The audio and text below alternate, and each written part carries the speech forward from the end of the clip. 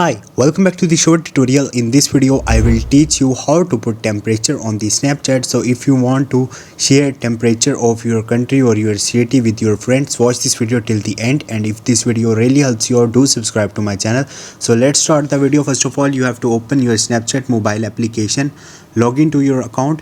Once you will do it, click a picture, and on the right top you will see sticker option. Just click on it, and after that you will get temperature option right here. You can simply place it like this.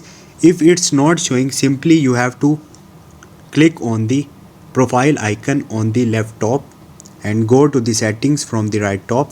Now scroll up and you have to search for the see my location, and here you can see your ghost mode will be enabled like this. Simply turn it off.